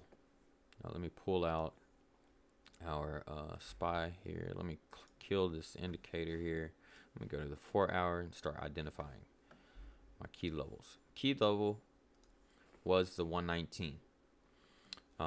Had issues passing that here, but as you can see, it retested it, pulled back a little bit because people lost confidence that it would go higher. But once it did that pullback and showed a reversal, that showed the momentum sign to the upside. That led us to reach the, I'm going to do it right there at the 170 levels. So as you can see, we tested 170, gap down strong here. I'm pretty sure that my news would not let me go as far back to see what happened on the 4th, but I'm going to try for the sake of looking. Oh yeah, so it's available. Now it's this 4th quarter. It probably did worse than expected. Revenue, an increase of 39% from the 4th quarter of 2019. Not bad. I'm just trying to get an idea real quick. Just skimming. Loss from operations was 37% of revenue compared to the loss from operations at 80. So their loss of operations was more. That stands out to me. Non-GAAP loss was 20 million, or 9% of revenue, compared to. Okay, so their non-GAAP loss was less. Basic and diluted net loss per share, 31%. So their earnings per net loss per share was much lower than 2019. I'm not seeing anything that would. They must have had a terrible forecast for 2021 or something, because net cash provided by operating activities was 14 million for 4th quarter of 2020 compared to net cash of 0. Yeah, I mean, all strong financial growth. So they must have had a full year increase of revenue was increased 43%. Yeah, that's recent business highlights. I mean, we can go into this really in depth, but I would want to see why their earnings report was so drastic on the stock. Of course, this just released in September 18th of 2020. It's a new IPO stock, in my opinion. I mean, it's well over 6 months old now. Going into March, it'll be 6 months old. But I think it's Ms. Pandia, if you could provide us with an entry if you have one in it. But if you don't have an entry here, I think this is a good long-term growth stock. Now, to keep in mind, stocks that typically trade at these high price levels coming in is because they don't have that many outstanding shares outstanding. They could easily push more shares and offerings to tap into some of this liquidity they've gained. I mean, as you can see, they're already up well over 100% at the 140 levels, although it's retraced a little bit. I wonder if they did something like that to that extent, and that's what brought the stock down. I'm looking for that. They beats estimate, sales, blah, blah, blah. Shares move following Q4. My average is 126 in U. Oh, that's not bad. That's actually a good position. I think you're pretty strong here. I didn't see, while I was skimming through this, I was trying to see if they did any offerings around those dates to cause the stock to continue to move to the downside. That would be one thing that would. They haven't really released too much news since then. Post-fund purchases for those stocks. ARK's invested in it. You know this is going long-term. ARK is a good fund, like a mutual fund, where they have a crypto fund that I'm highly interested in. I think it's ARKF or ARKF. But ARK's getting into this. I think you're going to be good going forward at that 126 level as far as a growth stock.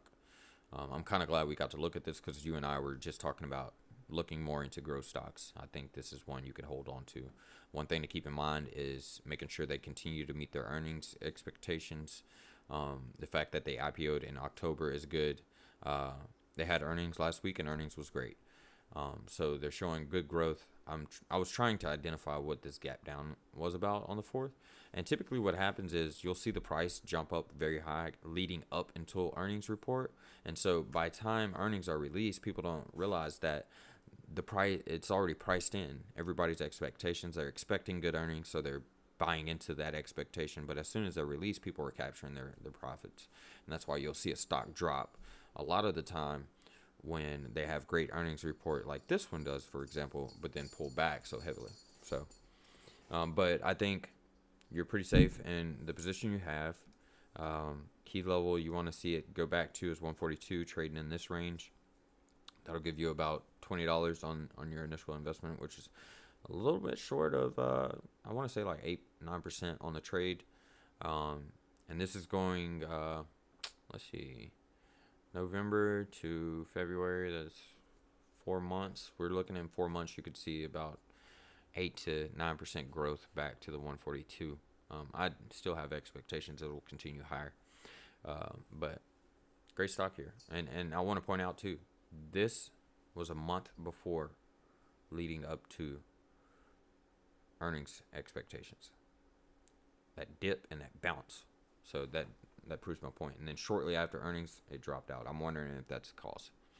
And it dropped out a little bit harder than people would be happy about. So that's what I would look for in it moving forward. We might have some resistance here at the 142, at least until the next earnings report, which I would assume is around May, comes into play. We might bounce up above there. I would actually, depending on the size of your position, kind of scalp here in order to lock in profits that you gain here, and then re-enter if it does do the same thing and bounce back down, even to the 142 levels. A double play on the same play. Next one, I'm not sure if Mr. Soto is still in here, but we're going to look at ONTX. If you're still here, please let me know. And that way we can discuss this trade a little bit more. As I was telling you all, I was actually looking into the trade before. It was a little bit higher than I would like to, announce a trade. It's worked well on breaking its levels of resistance to the upside, typically on the second time that it hits it. As you can see right here, it tried to around the 94-cent area, retraced, started making its way back, and then finally bounced up. Once again here at the 141, retraced and broke through. So I'm expecting the same thing out of the stock to the upside as well. Of course, that's what this is about. Back to retest those 187 levels. But what I would do in my determination of how much higher can this stock go is a fundamental analysis for one. This is longer term type of trade, and that's why I kind of waited on it. ONTX currently, yeah, that's right. Doing good quarter over quarter as far as reporting growth in the company, and year over year as well. So it caught my attention very well. but I was trying to find our profit margins before I sold it, and I think I got pulled like to the side with the live trading session, which is why I didn't push it yet. I'm not yet saying to push it, and I'm not going to. If I do, I will release it through the platform. So keep that in mind. I will never suggest a buy. I would only point out the opportunities I would pay attention to, unless I'm pushing it through our trade alert system. I feel like 483 was a key level that we could see this bounce up to before we start having some issues. And that's basically not issues, but just identifying whether or not we can break above those levels. And then 1095 is the next trading range. And that's why what I saw as far as value in getting into the stock at the 140, 160 levels even. I think I was just looking at this the other day, and I've just been kind of analyzing its price action. As you can see, I mean, I could almost move this down here, and it correlates and aligns very well. We're in the middle of this this trading price range right here. I'm expecting to break above those 187s. That's what I'm looking for. I was looking for it, I think, like Wednesday, Thursday, and I watched it going into Thursday, and it got rejected. So I waited for a better entry. I might go ahead and push this come Monday. Company is a great company. I did some of my own DD on it, and I'll do my best to get that information over to you. Why I feel like it's going to be a good trade. Just looking at from the fundamentals, I mean, it's pretty good. One thing I didn't like was the current revenue over the 5-year and 3-year average. It's much lower than those two. It's a $402 million market cap company. That's what it's currently evaluated at. It's clinical stage biopharmaceuticals company. Excuse me. And you got to consider the 3 clinical phases that they have to go through. They're centered on targeting anti-cancer agents designed to work against specific cellular pathways that are important to cancer cells. It has over 3 clinical stage product candidates. Very good. The fact that it has a portfolio. And various preclinical programs that target certain things. I'm not going to get into those details, but watch how, if you're looking for a long-term investment in the stock, watch how they release that news and the results of that.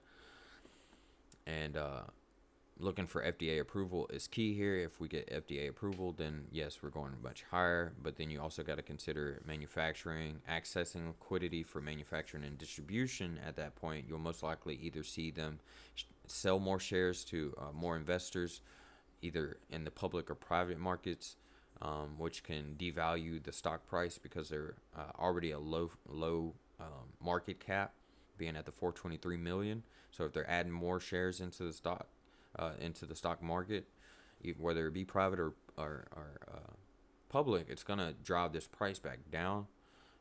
Those are things to just consider, and I want to point that out. So those are risks, good risks to consider, as well as the bad risks being bad news on their reports. So keep an eye on it. It's a good trade as far as momentum, a momentum stock, a swing trade, on the 20 to 30 day, potentially 2 to 3 month hold. Long term, I think it's going to be a good company as well. That's just my personal opinion. I'm not saying to buy it based on that, because that's my opinion. It looks like that was the last one we had. If anybody else has anything else they would like to look over before we start wrapping this up, we have about roughly 11 minutes before we hit our 2-hour limit. Otherwise, I can share some with you guys that I'm highly looking forward to investing in. Anybody got any trades they want to look at while we're all together right now?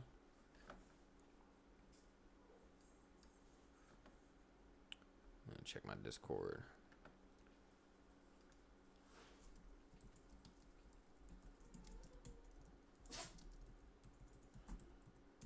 Great, we have a new community that is willing to allow us to promote this session with their members so that we can actually have a larger conversation. That's the goal here. If you would show your support by simply just sharing this when we start it, so that other potential investors and traders, want to review their trades and speak as a group collectively, that's what this session on Saturday is about. So if you would, please be sure to if you haven't already, be sure to like and subscribe to the channel to receive notifications specifically about these Saturday coffee and stock sessions. We also do coffee and stock sessions on Mondays at 7 a.m. Central Time to kind of look over these same trades going into the week, and we kind of track those trades. But other than that, it looks like we don't have any more stocks. I'm going to give you guys a few more minutes before I start heading to wrap this up.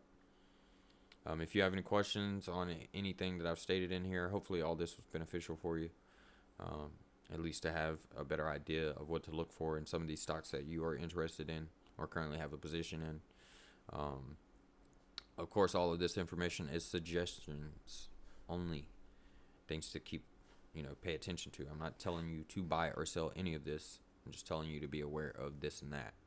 All right, that's the difference here. But if nobody else has any more stocks they want to talk about right now, then we can go ahead and come to a close on this. I appreciate everyone that is still here with us now and everyone that did join us throughout the process of this 2-hour session of our coffee and stocks. Like I said, I plan on doing this every Saturday. This is for you all. Now that the market's closed, I can focus on things like that with you all, and also find potential opportunities myself that I'm not paying attention to. So I appreciate that everyone is participating in it.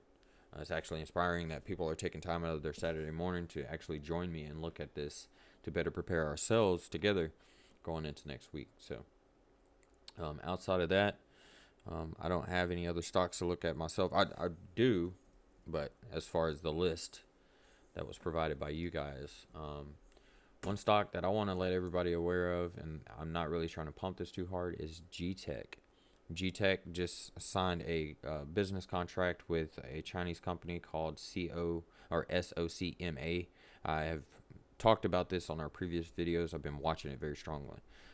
This company is currently working on industrial EVs, and I feel like industrial EVs, or commercial EVs for that matter, are going to play a much better part than what you even see at Tesla.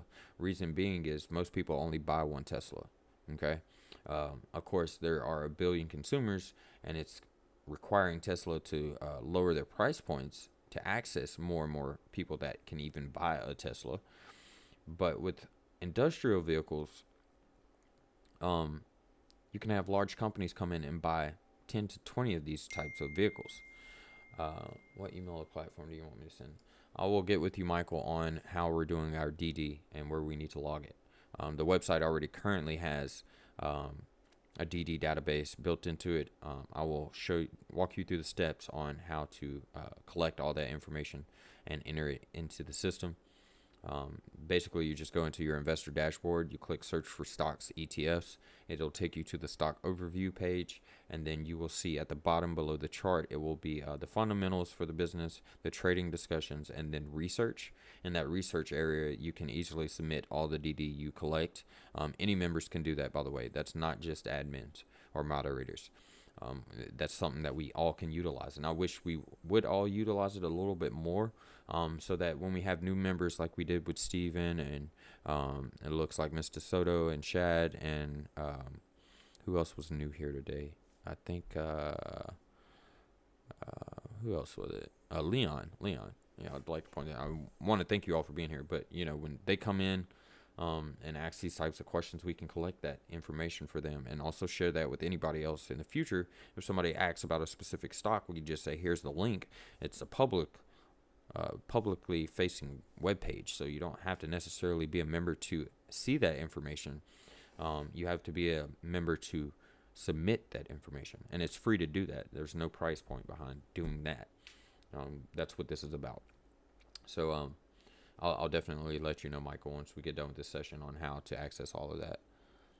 Yeah, we can look at this last one. I have about 5 to 6 minutes that I was limiting myself on doing this because I want to enjoy the rest of my day with the family. All right. There's one thing I want to point out about VCNX. And I think if you're starting to get an idea of how I go into looking at these trades, you can already see what I'm already seeing. And if you would, Steven, based on, I want to see if you're learning anything, at least from how I look at these trades. What key level stands out to you the most? I'm going to start relying on y'all for the last 5 minutes for a second. What key level of this stock stands out to everyone the most on this 4-hour time frame?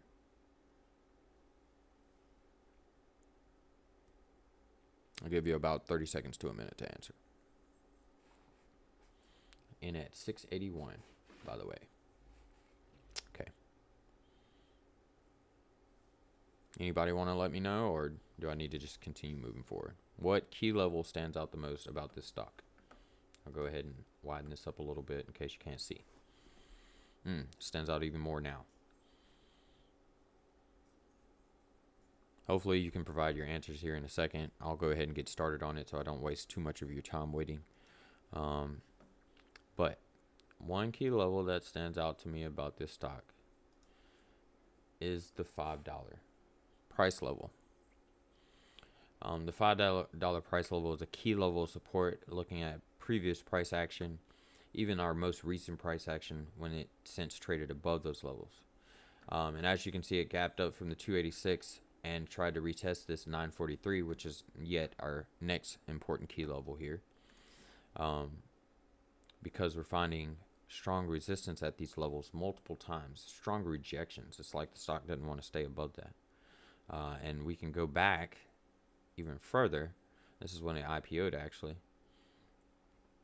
which was August 9th of 2018. For one, I'm going to turn this red because that's our key level of resistance long term. Regardless of how the trade acts within this time frame, long term, we know the ultimate goal is seeing the stock grow beyond that point, if it will ever. But currently, being in at 681, did you get into this because of the fact that it was moving, or was this suggested to you by somebody? Did you get into it just because you saw it running right here? Because you're in about right here, and that's pretty high. I mean, it's almost near $1.81, give or take $1.76 above your entry right now. If you can give me some more information on that while we have a few more minutes to look at it.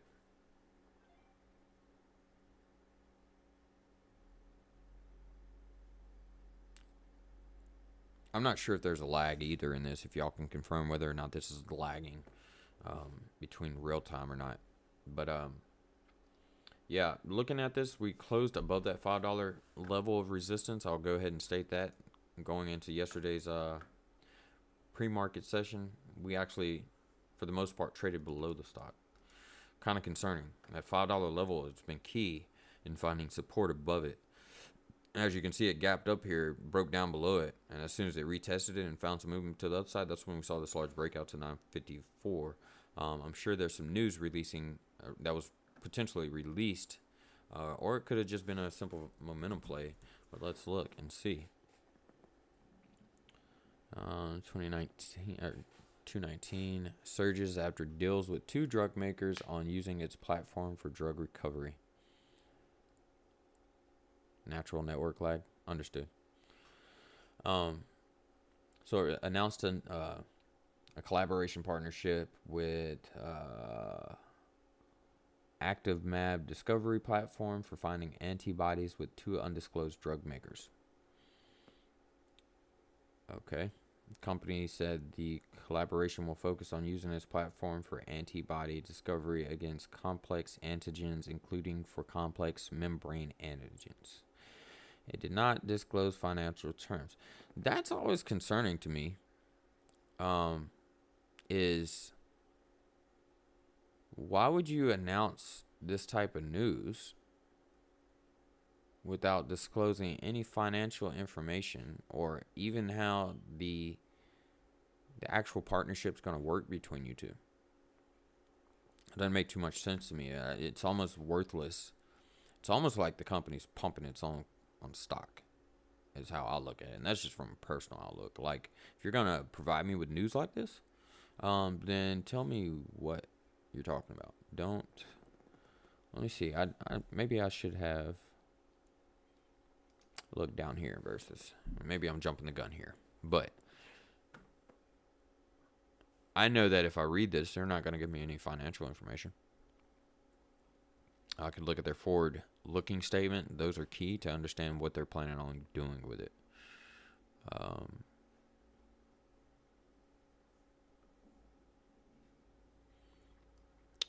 There's nothing that's really standing out. It was developed by Vaccinex, and it's a proprietary. Excuse me. Let's do some DD on this, Mike. Add it to the list. I want to understand what this partnership is. I want to know what this active MAB platform is. I want to find out who they're doing this deal with, because that makes ultimate. Anytime you partner with somebody, you need to make sure it's a sound company to partner with too. The fact that they're not disclosing that information doesn't make sense to me, but you would assume if it's a great company, you would want to announce that with this type of news. That's just kind of weird to me. I'm looking in the rest of the news to see if anything stands out, but there's nothing really there. But just on a current trend analysis, I mean, even fundamentally, company's up 4%, near 4% year over year EPS, which is good for you as an investor, but currently down 33% net profit margins year over year, and showing the same on their earnings per share quarter over quarter. Now, they can have a trend where they're low on the beginning of the year, and as they lead up to the end of the year, they have higher expectations in their earnings report, which is very typical that I'm starting to see with most companies. But that's definitely something I would look into, is what are these companies that are doing these deals with, and that would actually justify their price action to me. Because I can own Millennial Investments and say, hey, we're doing a major deal with these two companies, and people start flooding into it, and then all of a sudden, it's two companies that aren't even valued or worth anything. But be careful with that news. That's all I'm trying to say. I'm not saying it's good or a bad thing. Just watch out, because if you can't be transparent with me, I don't want to talk to you. As far as business to business goes. So that's how I am as an individual too. So anyways, let's see how it reacts going in the pre-market. That's what I would suggest here. I'm not sure if you have a position you're in at 681. Hopefully, in your sake, being that high, let's find that gap up going into pre-market. You might see a retracement at the 554 levels as it played a key level of support here, and now a newfound level of resistance. And this is in a smaller time frame. But our overall key levels is getting to this 954 again and staying above the $5 price range. I hope that answers your questions. If you have any more about it, then let me know. I'll go a little bit more in depth. I'm not sure how much more in depth I can go on this one, though. Because what I would really hate to see is, that's almost like pump and dump news to me. And the fact that it's been driven up this high and then it retraced. I mean, it wasn't like it just jumped up there and stayed there. This was in 30 minutes that it jumped up. And 30 minutes into the market open, we're already headed back down. So things like that scare me. It doesn't scare me. It makes me uncomfortable as an investor. This almost looks like your AMC, or better yet, Sundial, excuse me. But other than that, guys, that's all we have. If I didn't answer any of your questions in this current video, and you still have some more questions about any information I shared with you, feel free to look under our live section on the YouTube channel. If you haven't already, please be sure to like, subscribe, and hit that notification bell so you can be notified about future trade reviews, coffee and stock sessions, and daily free trade alerts that we release here every day during the week at Millennial Investments. Feel free to join us next Saturday as well for our coffee and stock sessions at 10 a.m. Central Time. We have pre-market sessions that are expected to last anywhere from 30 minutes to an hour every pre-market session. That's also Central Time at 7 a.m., just to be clear. We also release daily free trade alerts here at Millennial Investments. Feel free to stay tuned for that. And we do trade reviews based on member request and on our trade alerts that we release at Millennial Investments. If you haven't already, you can register a free or premium membership at Millennial Investments by clicking the link in the description below. Also, feel free to connect with us on all of our social media networks, Facebook, Twitter, Stock Twitch, TradingView, and we have a Discord community called Investors Talk. That is a partner Discord community it's full of educational tools for you to learn how to become a better investor and trader yourself to make better trading decisions or investment decisions long term. I really look forward to building this moving forward in our Saturday coffees and stock sessions. So please be sure to share with other investors that you're aware of, any groups that you may be a part of, in order so that we can build a bigger discussion and have more trades. Of course, with our low viewer participation now, it's already stretching out into 2 hours. So it's kind of good that it's centralized on just us right now for the time being while we're, going through all this. But other than that, I appreciate you joining us. I really appreciate your participation. Thank you for following us and subscribing to the channel and showing your support. Also, really appreciate that. I mean, it's really inspiring to continue to assist people in getting a better idea on how to make better investments and trades, especially for newcomers to the market, to at least give them a basis to start off of. As we move forward, I will be going into a little more in-depth, details on, like, we're looking at doing option trade segments to help you improve in an option trade environment if you're even interested in that. We are looking at longer growth stocks moving forward, and just providing more and more as we grow. We're just taking it real slow right now, as I am not previously a month ago I'd never had a YouTube video or channel, so it's new to me. This is new for you, of course, so hopefully we can grow together and make this very worthwhile. Once again, I thank you for being here. I thank you for watching. If you have any questions, feel free to contact me directly in the social links listed below. If you have any more questions that you would like to talk to on the side. Other than that, thank you. I hope you have a great weekend. I hope this better prepared you for the week to come.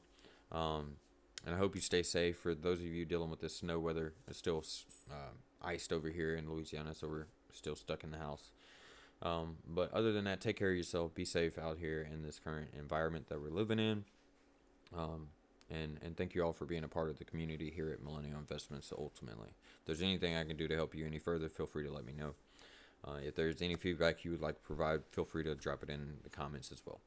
Other than that, I appreciate you for taking your time out of your day to do this session with us ultimately, like I said before.